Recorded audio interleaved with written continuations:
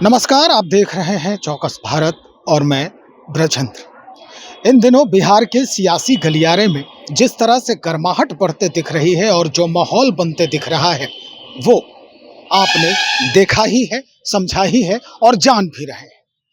कई ऐसे मसले राजनीतिक दलों के जो आपस में सुलझाने के बजाय बड़ा परिवर्तन कर दिया जा रहा है। हम बात कर रहे हैं कांग्रेस पार्टी की, हम बात कर रहे हैं बिहार से जुड़े जनप्रतिनिधियों की जो इन दिनों काफ़ी पेशोपेश में हैं और तनाव से जूझते नजर आ रहे हैं। कांग्रेस पार्टी में जिस तरह से इतना बड़ा परिवर्तन हुआ है, पर प्रदेश अध्यक्ष बदले गए, इसके पीछे का जो स्क्रिप्ट है, इसके पीछे की जो कहानी है, ये अब जानना बहुत जरूरी है। क्यों हटाए गए पहले के प्रदेश अध्यक्ष और क्यों नए प्रदेश अध्यक्ष को लाया गया, क्यों नया प्रभारी यहां भेजा गया, क्यों कन्हैया कुमार को बिहार के चुनाव से पहले यानी विधानसभा चुनाव से पहले कन्हैया कुमार को मैदान में उतारा गया। कई ऐसी बातें हैं जो अभी नेपथ्य में हैं, लेकिन अब इसे सीधे तौर पे जनता के सामने रखना बहुत जरूरी है, जानकारी भी हासिल करना है। इसके बाद हम बात करेंगे जो पक्ष में यानी सत्ता पक्ष के जो लोग हैं इस परिवर्तन को क्या कह रहे हैं, लेकिन सबसे पहले हम उन बातों को जानते हैं जिससे इतना बड़ा बदलाव हुआ। और आज इस बाबत हमारा साथ देंगे कांग्रेस के वरीय नेता हैं अरुण पाठक जी। पाठक जी, सबसे पहले तो हम बहुत स्वागत करते हैं आपका अपने चैनल में। जी धन्यवाद सर।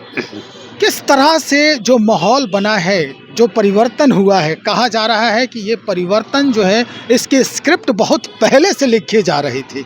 आरोप लगा पुराने प्रदेश अध्यक्ष पर कि कहीं ना कहीं स्लीपर सेल भी है, कहीं ना कहीं ये आरजेडी के जो है वो उंगली पकड़ के चलने वाले हैं। तो क्या इसमें सच्चाई क्या थी, कैसे ये परिवर्तन हुआ? ये अखिलेश जी माननीय सांसद हैं, अगर वो समझ रहे हैं ये बात तो गलत है। स्लीपर सेल तो हैं लेकिन बीजेपी की स्लीपर सेल है।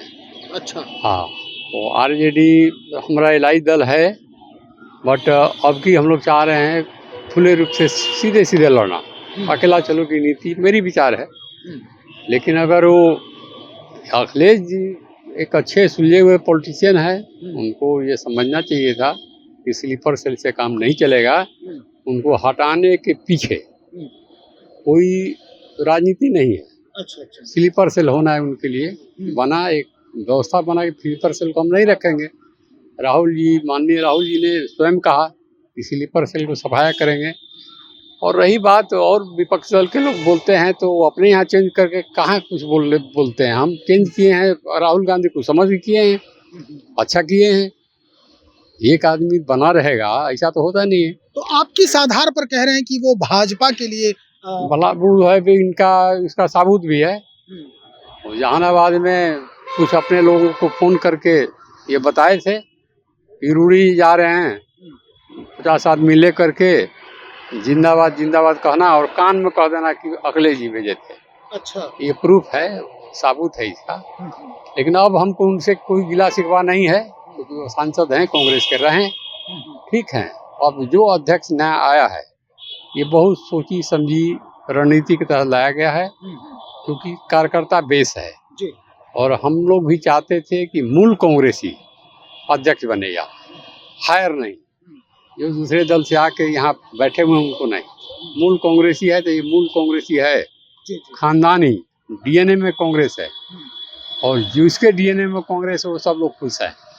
कुछ लोग नाराज हो सकते हो, मैं नहीं कहता कि हैं, हो सकता है हो, तो चलता है पार्टी में, कोई बहुत बड़ी बात नहीं है। अगर जदयू कुछ कहते हैं या और दल को कहता है, तो इसके पहले भी हम कहे थे कि भाई हमारे अंदर में क्या हो रहा है, किसको अध्यक्ष हम लोग बनाएंगे, किसको टिकट देंगे, ये विषय कांग्रेस का है, आपका नहीं है।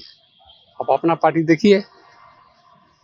तो चलिए अब थोड़ी सी बात हम कर लेते हैं। जो सत्ता पक्ष के लोग हैं, जदयू के प्रवक्ता हैं अभिषेक झा, उन्होंने एक बयान दिया है, कहा है कि कांग्रेस पार्टी का नहीं नियत है, ना तो नियत है, ना कांग्रेस पार्टी में कोई नेता है और ना ही कोई इस तरह से इनकी जो नियति है वो है। कांग्रेस पार्टी आरजेडी की पिछलगुआ पार्टी है, इस वजह से अब कांग्रेस पार्टी को बिहार के सत्ता में आना एक दीवा स्वप्न की तरह है। कैसे देखते हैं इसको आप? झा जी तो हाँ, एक हाँ। ये जो बयान है इनका अभिषेक झा जी का, वो हम पहले चाहते हैं कि दर्शकों को सुनवा दें। जरा सुनिए अभिषेक झा क्या कुछ कह रहे हैं। कांग्रेस पार्टी के अंदर का अंतर्कलह फिर एक बार सामने है। पुराने प्रदेश अध्यक्ष को हटाकर नया प्रदेश अध्यक्ष बनाते हैं। अखिलेश सिंह जी का बयान सामने आता है जो बताने के लिए काफी है कि कांग्रेस पार्टी इस डर से जूझ रही है कि राजद का दबाव और प्रभाव उनकी पार्टी पर है। वास्तविकता यही है कि कांग्रेस के पास बिहार में न नेता है, न नीति है और न नीयत है, जनाधार तक नहीं है। तो राजद का पिछलग्गू बने रहना इनकी किस्मत में है। जितनी सीटें राजद से मिलेंगी ये लड़ेंगे और खास बात यह है कि जनता इस बार इनको नहीं चुनने वाली है। तो अब ये अध्यक्ष बदल ले, प्रभारी बदल ले या रणनीति ही बदल ले, कोई फर्क नहीं पड़ने वाला है। चलिए तो अब आपसे हम इसका जवाब चाहते हैं कि जो अभिषेक झा कह रहे हैं इसमें कितनी सच्चाई है। झा जी विद्वान आदमी हैं, पढ़े लिखे व्यक्ति हैं। अगर वो ऐसा बोल रहे हैं तो उनका अपना विचार हो सकता है। हमारा नेता भी है, नीति भी है, नियत भी है और दल का भी देख लें वो क्या नीति है। लेफ्टे का देखें, किसानों को मुड़ी काटो, मजदूरों का वोट लो। वो जिसके साथ हैं भाजपा, उनका क्या नीति है, वो मुस्लिम का गाली बको और हिंदू का वोट लो। हम लोग का नीति वो नहीं है। अच्छा, हम लोग का नीति है सर्वधर्म समभाव, सर्व वर्ग समभाव। हाँ, तो झा जी का अपना मत है, वो कहे हैं कि हो सकता है कि कुछ प्राप्त करने के लिए, सस्ती लोकप्रियता हासिल करने के लिए ऐसा बोल दिए होंगे या बोले हैं, तो उनका अपना मत है। कुछ सवालात हैं हमारे पाठक जी कांग्रेस पार्टी को लेकर। आपसे हम सीधा इस पर बातचीत आगे बढ़ाते हैं। आपने कहा कि सर्वधर्म समभाव है हमारे में, कि सबके लिए बराबर दृष्टिकोण रखते हैं हम। कांग्रेस पार्टी मानी जाती थी तहजीब के लिए, शराफत के लिए और समभाव के लिए, सौम्यता के लिए।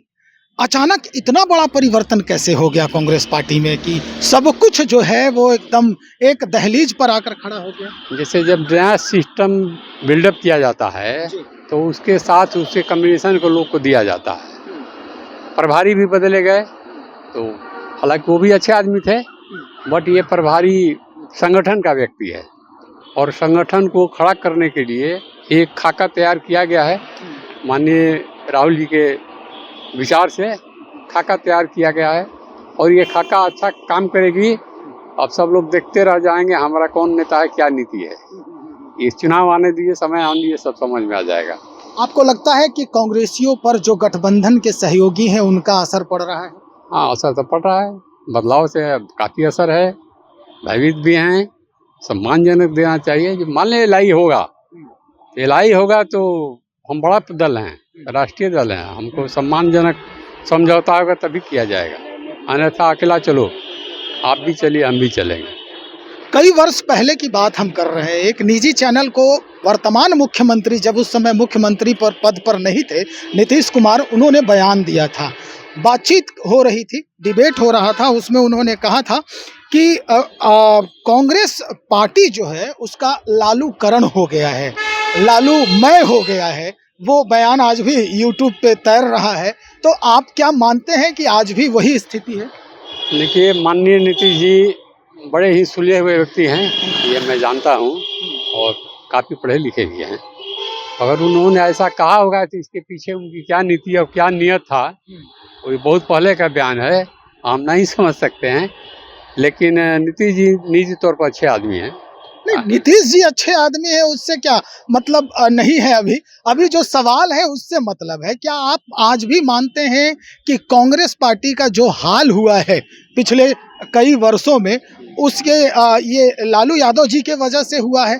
क्योंकि जिस तरह से पिछले कई दिनों में ये बयान आए हैं, सदन में भी तेजस्वी यादव ने कहा कि जब 90 के पहले जो स्थिति थी बिहार की, उसको भी एक बार देखा जाए। तो क्या लग रहा है, किस तरह से ये परिवर्तन हुआ है? लालूकरण होने का तो सवाल ही नहीं है। हम केवल बिहार में थोड़े हैं, देश भर में हैं, और लालूकरण होने का निराधार बात है। लालू जी ने अपने से बोला है क्या कि मेरा करण हो गया है कांग्रेस का? नहीं, उन्होंने तो नहीं। तो वो कांग्रेस के साथ हैं, रहते हैं, ठीक है, एक सम्मानजनक समझौता रहेंगे, न तो अकेले लड़ने का ऑप्शन है, लड़ा जाएगा। जेनेटिक ट्रांसफॉर्मेशन हुआ है कांग्रेस पार्टी का? हाँ, हुआ है। किस तरह से हुआ है? विस्तार से देख लीजिए और जगह देखिए। अब जहाँ हम चुनाव लड़े हैं पिछला बार, जी तो कुछ हो सकता है कि कुछ लोग एलआई वाले गलत किए, जी। लेकिन हम लोग का तो ग्रोथ हुआ, वोट बढ़ा, प्रतिशत भी बढ़ा, सीट भी बढ़ा अच्छा, है। 29 में सत्ता में रहेंगे हम लोग, कोई कुछ कहते रह जाए। केंद्र की सत्ता में या फिर केंद्र इसमें? की सत्ता में रहेंगे। बिहार तो तुरंत चुनाव है, मुकाबला करेंगे, देखा जाएगा। मतलब इस समय नहीं लगता है कि इस विधानसभा चुनाव में कांग्रेस का जो है अपना वजूद फिर से लौट आएगा? देखिए 95% जो कांग्रेस कर्मी हैं वो चाहते हैं कि अकेला लड़िए। हो सकता है अकेले लड़े, ताकत है, कोई दिक्कत नहीं है, वोट है हमारे साथ। जरूरत पड़ेगी तो अलायंस को अलग भी कर सकते हैं। बिल्कुल करेंगे, बिल्कुल। मतलब ये डरा रहे हैं आप अलायंस को? नहीं, डरा नहीं रहे हैं, बता भी रहे हैं कि करेंगे। करेंगे। अगर जरूरत पड़ा तो अकेले भी लड़ेंगे।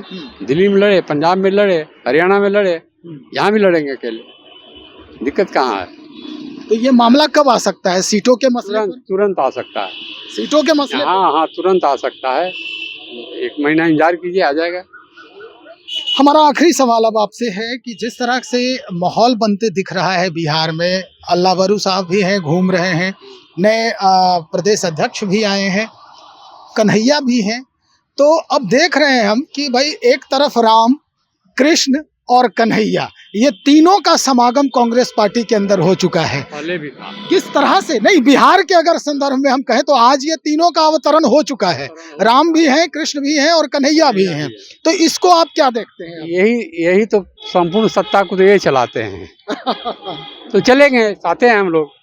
हाँ, सब कुछ होगा। कोई बहुत लोग प्रयास किया था यात्रा रोकने का, षड्यंत्र किया गया था। किनके द्वारा? अब नाम नहीं बताएंगे, लेकिन षड्यंत्र मतलब किया किस गया पार्टी था के द्वारा?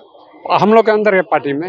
अच्छा। कुछ लोग षड्यंत्र किए कि यात्रा को रोक दिया जाए, मगर यात्रा रुकने वाला नहीं है, पूरे बिहार में होगा और चुनाव जीतेंगे हम लोग। चलिए, बहुत शुक्रिया जानकारी देने के लिए। तो भाई ये यात्रा जो है अब रुकने वाला नहीं है, कह रहे हैं कांग्रेसी हैं अरुण पाठक जी, स्पष्ट कर दिए कि जो यात्रा शुरू हो गई विकास की और चढ़ाई की, यानी कांग्रेस पार्टी को फिर से अपना वजूद लौटाने की, वो यात्रा अब रुकने वाली नहीं है। विधानसभा चुनाव में भी अगर जरूरत पड़ी तो हम गठबंधन को दरकिनार कर सकते हैं और अपने दम पर चुनाव लड़ सकते हैं। अपना खोया हुआ वजूद फिर से हम वापस लाने की भरपूर कोशिश करेंगे, चाहे किसी भी हद तक हमें गुजरना पड़े। तो चलिए देखते हैं कैसे कैसे परिवर्तन बदलता है, कैसे कैसे परिवर्तन होता है और कैसे परिदृश्य बदलता है बिहार कांग्रेस कमेटी की।